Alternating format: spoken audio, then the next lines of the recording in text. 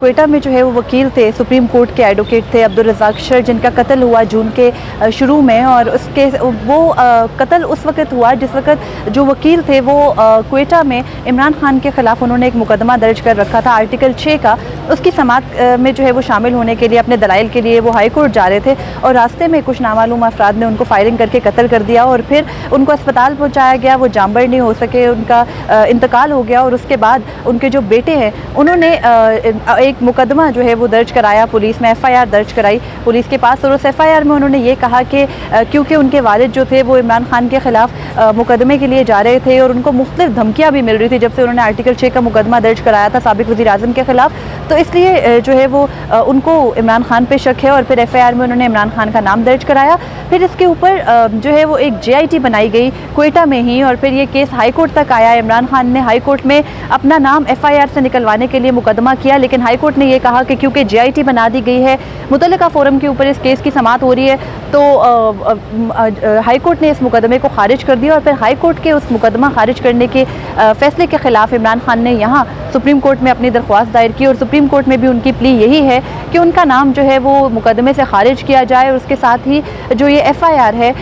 ये बदनीयती पर मबनी है और इमरान खान का ये कहना है कि अगर उन्होंने JIT में पेश भी होना है तो उनको हिफाजती ज़मानत दी जाए, क्योंकि उनकी जान को ख़तरा है और अगर वो यहाँ से क्वेटा ट्रेवल करके जाते हैं तो ये उनके लिए बहुत मुश्किल होगा और शायद मुमकिन भी नहीं होगा। तो अभी इस केस की आज तकरीबन सुप्रीम कोर्ट में होने वाली ये तीसरी समाअत है। पहली समाअत के ऊपर जस्टिस एजाजुल एहसन और जस्टिस मुनीब अख्तर पर मुश्तमिल 2 रुकनी बेंच ने जब ये समाअत की तो उन्होंने कहा कि क्योंकि नीचे यानी हाई कोर्ट के अंदर दो जजेस ने ये फैसला दिया था कि इमरान खान के खिलाफ जो ये दरख्वास्त है इसको खारिज किया जाता है, तो अब सुप्रीम कोर्ट में कम से कम 3 जजेस को इस केस का फैसला जो है वो करना चाहिए, इस केस को सुनना चाहिए। फिर चीफ जस्टिस ने दोबारा पिछले हफ्ते इस पर बेंच बनाया और 21 जुलाई को इस केस की समाअत हुई और इस समाअत के ऊपर जस्टिस जाया अफरीदी, जस्टिस मुसरत हिलाली और जस्टिस मज़ार अली अकबर नकवी पर मुश्तमिल बेंच ने ये जो है वो ऑर्डर किया कि जिस दरख्वास्त गुजार ने रिलीफ लेना होता है यानी ज़मानत कबलत गिरफ्तारी या हिफाजती ज़मानत भी चाहिए होती है तो उसको खुद अदालत में पेश होना पड़ता है। और फिर इसी हुक्मनामे के ऊपर जब पिछली समाअत हुई तो इमरान खान के वकला ने यह कहा कि इमरान खान अभी पेश हो जाते हैं, लेकिन जो अदालत है उसने जो बलूचिस्तान हुकूमत है उसको अपना इस केस के अंदर जवाब जमा कराने का वक्त दिया और केस की समाअत को आज यानी पीर के दिन तक मुलतवी किया। अब से कुछ देर बाद यानी तकरीबन 20 मिनट के बाद इस केस की समाअत शुरू होनी है और इस केस की समाअत में चेयरमैन PTI को ज़ाती हैसियत में तलब किया गया है, क्योंकि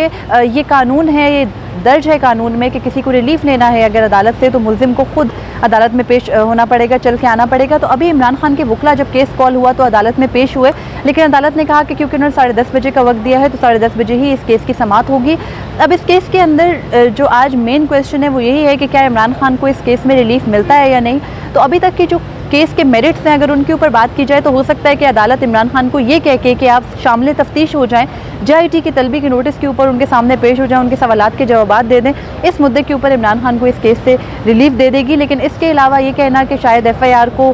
कॉश कर देगी अदालत या ख़त्म हो जाएगा नाम, तो मेरा नहीं ख्याल कि वो मुमकिन होगा। उसकी वजह यह है कि इस तरह के प्रेसिडेंट्स नहीं सेट रहे। नीचे ATC में मुकदमा चल रहा है, इंसदाद दहशतगर्दी अदालत में हाई कोर्ट इस पॉइंट के ऊपर खारिज कर चुकी है, तो इस वक्त इमरान खान का केस मेरिट्स के ऊपर थोड़ा कमज़ोर है। क्योंकि ये बात कह देना सिर्फ कि क्योंकि एक वज़ीर आज़म के मुआवने खसूसी अता ताहिर ने प्रेस कॉन्फ्रेंस कर दी और उसके बाद केस बना दिया, ये इमरान खान के वकला की यहाँ कंटेंशन है, तो ये एक सियासी बहस भी हो जाती है अदालत में। अदालत अगर एकेडमिक बहस के अंदर जाती है तो उसके अंदर यही देखते हैं कि जो वर्सा हैं मकतूल के उन्होंने किसको नामजद किया, और जब वर्सा ने ही इमरान खान को शामिल तफ्तीश करने की जो है वो दरख्वास्त कर रखी है तो इमरान खान को शायद इस तफ्तीश में शामिल होके ही जो है वो इस केस से रिलीफ मिल सकता है। इस तरह बग़ैर मुकदमे में शामिल हुए रिलीफ मुमकिन नहीं होगा अब तक की समाअत से और अब तक की जो कार्रवाई है उससे यही समझ में आता है।